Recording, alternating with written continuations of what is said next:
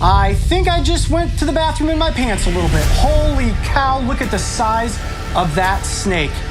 Wow. The most dangerous job in the United States right here, folks. Wow, that is a very, very strong snake. Whoa!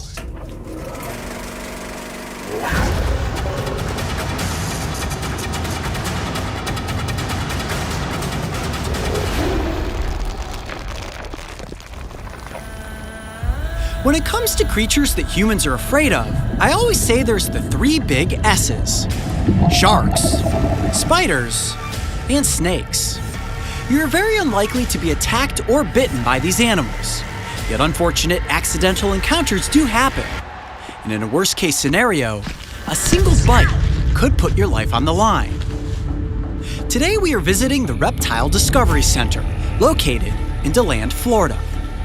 Owned and operated by Carl Barden, this serpentarium is home to dozens of the world's most dangerous snakes, many of which are on display to educate the public.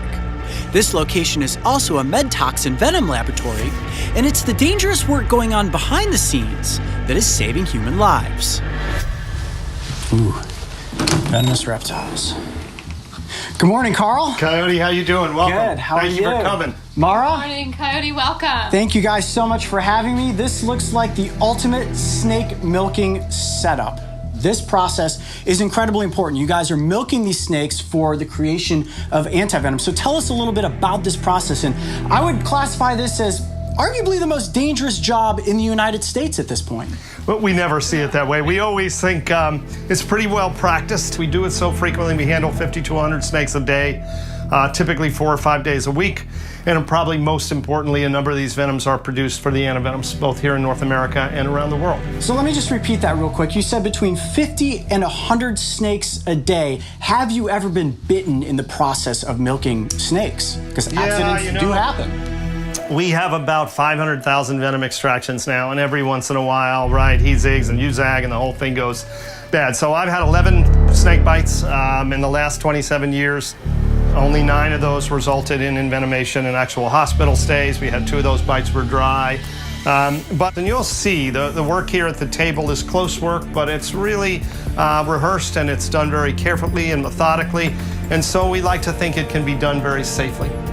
So the first snake that we're going to get out from this, you see there's these enclosures behind me. Now, let me ask you this question real quick. How many snakes total do you guys have on? We've got about 1,000 on site right now, about 500 on the venom line. Okay. The first snake that we're going to take a look at is the southern copperhead. And, oh, wow. Oh, my gosh, beautiful. And that's a big example of a southern. I was going to say. This is about the northern size. I mean, this is about as big as these guys get. And she's really a perfect example. That's a big copperhead. I was going to say, I've seen my fair share of copperheads. This is without question the biggest one I've ever seen. Wow.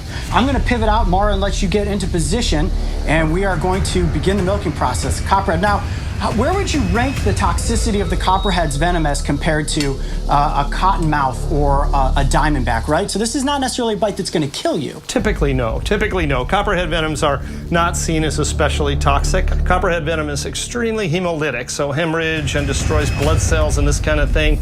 And that's a lot of copperhead venom, something like 50 milligrams in a shot, perhaps a little bit more for her. And probably takes well over 100 milligrams of copperhead venom to actually kill somebody. So it's just not typically a lethal dose that you get in a bite. She's beautiful. If you want to touch her, it's just a spectacular snake. Oh my gosh. In every regard. And we always think that color, that pattern is just unmatched. Amazing. I mean, that venom yield right there, you can just hear the power of those fangs going into they the little bite, plastic a very covering there. decisive bite, a rapid bite. And so, it's an easy snake. You can see why copperheads bite more people in the eastern United States than anything. Yep.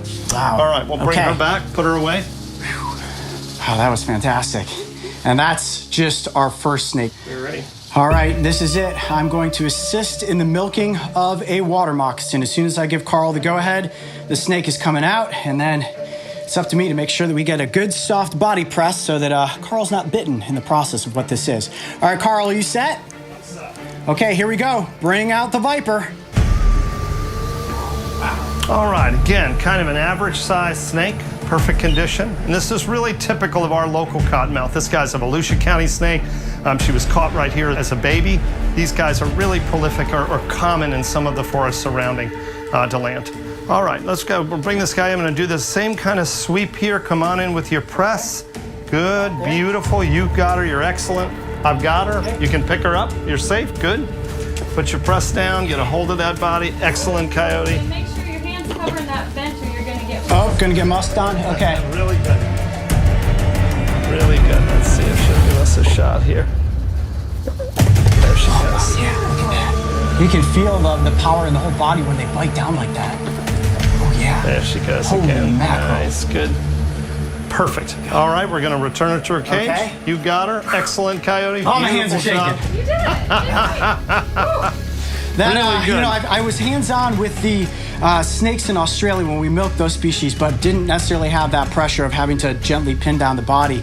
But anytime you're that close to one of these animals, I mean, even a slight margin of error can go catastrophically wrong. And from the venom yield that you see that came out of that snake, just unbelievable. It's just one bite from one of these snakes. So Coyote, that was excellent. I feel all that adrenaline rushing through me. That's one snake, and I wasn't even holding the snake by the head. So I can only imagine you doing this for a couple hours at a time, snake after snake after snake.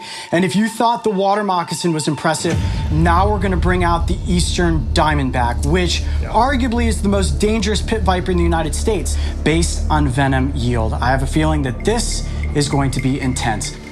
Wow, that is a big eastern diamondback. I think I just went to the bathroom in my pants a little bit. Holy cow, look at the size of that snake. Wow. That might be the biggest eastern diamondback I have ever seen.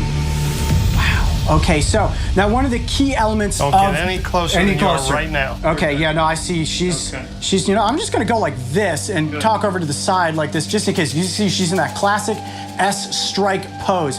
Now, what makes these snakes so dynamic is that heat-sensing pit on the front of their faces, right? So right now, she's looking at me, she sees a heat signature that's definitely too big to be a prey item, which means I am likely a predator. I'm a threat at this moment. And like Carl said, I don't want to get any closer because as you can see, they strike incredibly fast. And that strike happens so quick, if you're bitten by a snake of this size, it has the potential to kill you without question. No question about it. Right, an eastern diamondback, a bite from an adult eastern diamondback rattlesnake is a potentially fatal snake bite. There's no question. Now, when it comes to eastern diamondback versus western diamondback, which one do you think is more dangerous, Carl? You can see she's getting agitated I think now, both right? of those, I'm just going to shift her on the table a little bit. Yeah. I think both of those snakes are probably equally dangerous. Eastern diamondback venom is probably just the slightest bit more toxic, but just a little bit. And quantity-wise and size-wise, both of those guys are very serious rattlesnakes. So I think you're probably an equal on dangerous. Everybody good? I'm going to go ahead and catch him.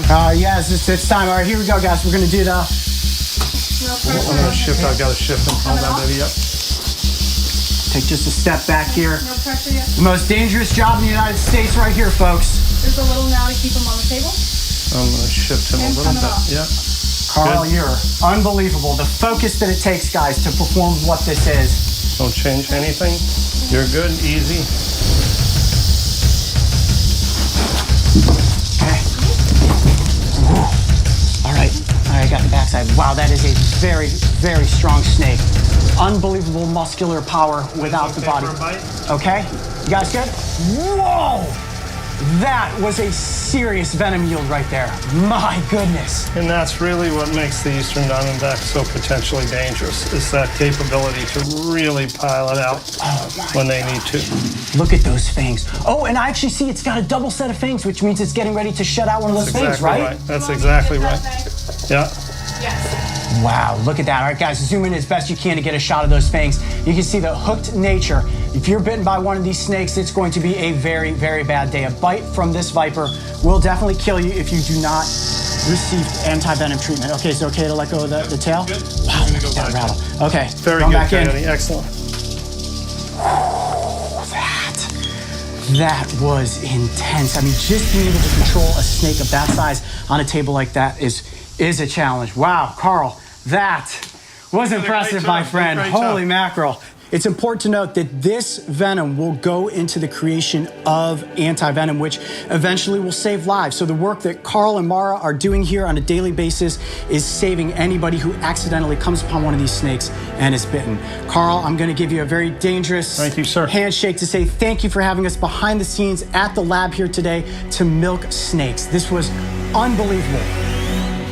I'm sure one venom-searing question that you all have is, what exactly happens when snake venom enters into the human body and reacts with its blood? Stay tuned, guys, because that episode is coming up next. I'm Coyote Peterson. Be brave. Stay wild. We'll see you on the next adventure. All right, Carl, I'm going to hand this off to you so that I don't drop it. That was crazy. Amazing job. Oh my gosh, I'm so stoked. Being bitten by an animal is one of the worst experiences most people can imagine. Yet no matter how careful you are, accidents can and do happen every year.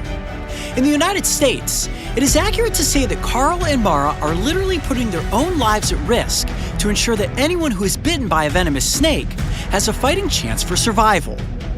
If you would like to visit the Reptile Discovery Center or learn more about their med toxin venom laboratories, make sure to visit the website and schedule your chance to see these snakes in action.